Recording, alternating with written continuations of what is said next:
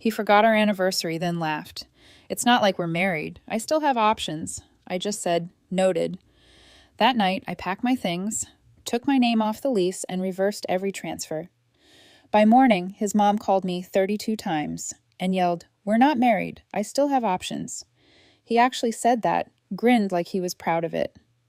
I had just asked if he remembered what today was. There was a pause, that kind where you're giving someone a moment to pull the right answer out of thin air. But no, he leaned back in his chair, headset half off, and dropped that line like it was clever, like I was lucky to have had his time at all. I said, duly noted. Then I turned around and went straight to the bedroom. No drama, no yelling. I zipped up my suitcase, packed only the things I had bought with my own money, which turned out to be nearly everything. I left the clothes he liked on me, left the notes I used to write him, the little ones I'd hide in his drawers or tape to his gaming monitor before big interviews. Not that he ever followed through with those interviews. He hadn't worked in 2 years. He'd stopped trying after the first couple of rejections, then just gave up. I took double shifts, covered rent, paid utilities. But please, listen. I became his comfort blanket while he sank deeper into that couch, deeper into his screens, and somehow convinced himself that effort was optional. The part that still stings, I really tried to be kind. I avoided things he didn't like. I laughed at jokes that weren't funny. I stopped seeing my friends because he said they were a bad influence. I chipped away at myself to make things easier for him. I thought love meant being patient while someone got their act together. Turns out that patience just became his excuse not to. I took my name off the lease that night, canceled the internet and the streaming accounts, transferred the utilities to his name, which would be a fun surprise when the bills came due, cleared out the savings I had built up, mostly mine anyway. I left the keys on the kitchen counter next to the little cake I had bought from that overpriced bakery he used to love. Then I drove to my parents' place. They live about 2 hours away, long enough to make me feel like I was in another life. By morning, I had 32 missed calls from his mother. The voicemail started with fake concern. "Are you okay? What happened?" Then they spiraled. "You're selfish. You're destroying him." I didn't listen to the last few. One of them was just her screaming. My mom made coffee like nothing had happened. My dad asked if I wanted to talk, and then gradually they both started pushing. Maybe you should call him. Maybe this was too much. Maybe he gave up too quickly. They didn't know I'd been paying the rent for nearly 2 years, that I covered his phone bill, that he'd buy new games instead of groceries, that he forgot my birthday last year too, and I let it slide, that I had been quietly breaking for months, and now I was being told I overreacted, but I wasn't just leaving him. That would have been too easy. No. Something inside me clicked that night, something cold and sharp. I realized I had given everything to someone who thought I was optional, so I was going to take back what was mine, not just the money or the freedom, my sense of self, my peace. And yeah, maybe a little revenge. Not the loud kind, the kind you never see coming until your whole house is hollowed out from the inside. And this was just the beginning. The calls didn't stop. His mother started leaving messages like she was narrating a soap opera. He's not eating. He hasn't left the couch. He's heartbroken. You don't just do this to someone you love, right?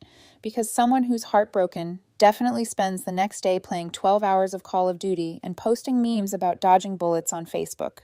I didn't reply. Not to her, not to him. I muted my phone and tried to breathe. My childhood room felt like a cage, but at least it was quiet until the knock on the door. My mom came in with a soft voice and a plate of toast like that was supposed to fix 3 years of exhaustion.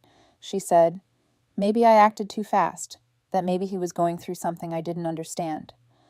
My dad chimed in later with his classic line, "Relationships are about weathering storms." I wanted to scream. I had been stuck in a storm for years, while everyone else sat inside sipping hot cocoa. By the third day, I realized they weren't just trying to comfort me. They were actively pushing me to go back. My mom even called his mom to get her side. She said they both agreed we should sit down and talk. Like this was some normal breakup and I just needed to communicate better. I felt like I was going crazy. Then came the text from him. Just 3 words. "You ruined everything." No apology, no reflection, just blame. But I didn't respond. I didn't need to. I already had a plan forming in the back of my mind. Not revenge in the dramatic movie way. Nothing illegal, nothing cruel, Just precise surgical strikes. I knew his patterns. I knew exactly where it would hurt. I knew the cracks in his fake confidence, and I was going to use all of it. But first, I needed space. Real space. I started looking for jobs out of state. Sent out resumes to cities where no one knew my name, where his mother's voice wouldn't echo in my inbox. I found a listing in Colorado that felt like possibility, a marketing position with housing assistance. I applied that night. Didn't tell anyone. Meanwhile, my parents started making plans to host dinner with his family. Said it would help clear the air, help everyone move forward. I smiled, nodded, said I'd think about it. But in the back of my mind, the clock had already started ticking. I wasn't just leaving this relationship. I was about to disappear from all of them. They set the dinner like a peace summit. My mom told me 3 times it would be just a conversation. She put out her good placemats, the ones with little embroidered leaves she only used for holidays. My dad grilled chicken in 34-degree weather, because apparently dry meat could fix my broken relationship. I didn't argue. I watched the performance unfold like I was a guest at someone else's show. They arrived early. His mom swept in like a senator on campaign, fake smile locked in place. His dad gave a nod and went straight for the beer cooler. And then there was him in a button-up he hadn't worn since his cousin's wedding, looking like he'd finally noticed his own reflection. He tried to hug me. I told him I had a headache, which wasn't a lie. The table conversation was torture. His mom kept saying things like, "You don't just throw away 3 years. And men sometimes need a little more time to grow." My mom chimed in with gems about how no one's perfect and you always seemed good together. My dad was quiet, but every time I caught his eye, he looked away like I was doing something shameful. Him. He sat there silent like a misunderstood poet waiting for his cue. It came during dessert just after my mom brought out a pie none of us wanted. "I still love you," he said carefully. "I know I messed up, but I'm trying now. I've been applying to jobs. I even updated my resume. I need you." And that was the moment. Everyone turned toward me like I was holding a detonator. They were waiting for me to soften, to forgive, to return to my role in their narrative. The good girlfriend who forgives too easily, who lets people off the hook just because they say they're sorry. I excused myself and went to the bathroom, shut the door, and sat on the edge of the tub. That was where it hit me. They didn't want me to be happy. They wanted me to be manageable. They wanted the story to go back to something they understood. Girl sacrifices, boy improves, everyone claps. They didn't know what it was like, the small, grinding erosion of doing everything for someone who gave you nothing back, of being made to feel like loving someone meant you had to lose yourself a little more every day. They saw a breakup. I saw a slow escape from drowning. I splashed cold water on my face, walked back out, smiled, nodded, said I'd think about it just enough to get through the night. But something changed after that. That night, I got the email, a reply from Colorado. Interview scheduled Thursday. It was happening. The next morning, I started selling off what little was mine and worth anything. Old designer bags and used electronics, even a watch he'd bought me during one of his rare employed months. I told my parents I needed space, started spending more time at the library, at coffee shops, anywhere that wasn't home. His text started again too. First sweet, then frustrated, then accusing. He asked if I'd seen the new couch he bought, said he was turning things around, that his new temp job was a sign, like a $15 an hour warehouse shift fixed 3 years of being ignored. I didn't answer because I wasn't just leaving him, I was leaving all of them. The interview in Colorado wasn't just a job interview, felt like a rescue mission. I told my parents I was visiting an old friend from college. My mom seemed suspicious but didn't press. Maybe she was just relieved I was smiling again. I packed light, one carry-on, dressed like I belonged somewhere else, somewhere brighter. I drove 3 hours to the airport in my dad's car with the windows down, the wind cold and clean. No one called me. No one stopped me. The company flew me out. A full-day interview, new office smell, glass walls, plants thriving in every corner. They gave me water in a real glass. The team was sharp, focused, kind. They didn't ask about gaps in my resume. They didn't care if I was married or single. They wanted to know what I built, how I solved problems, what I saw when I looked at chaos. I gave them answers I hadn't heard myself say in years. That night at the hotel, I lay on the bed in the dark, phone silent on the nightstand. I felt a strange ache in my chest. Not sadness, just space, like something heavy had been lifted. And now I didn't know what to do with the lightness. By the time I landed back home, I had the offer letter in my inbox, $71,000 a year, plus a signing bonus, plus a relocation package. I stood still in the airport hallway, scrolling through the details over and over, rereading the contract like it might disappear. No one had ever given me something without asking me to shrink first. I didn't go home. I drove to a 24-hour diner and ordered pancakes. I made a list on a napkin of everything I needed to do. Cancel things, transfer things, burn things down carefully. I found a one-bedroom in Colorado Springs that looked over a quiet street. Nothing fancy, but clean, close to the office. I signed the lease that night, paid the deposit with the bonus. I scheduled a moving company for the following week and told them I didn't need much, just a few boxes, 2 suitcases, and the blanket my grandmother made me when I left for college. The next few days were quiet but strategic. I deleted our shared cloud accounts, shut down the Spotify family plan, closed out the Amazon Prime we shared, logged him out of every password I had stored. I opened a new bank account, ordered new cards, changed my phone number, updated all my contacts manually. Not a single thing would follow me. I told my parents last. We were eating dinner.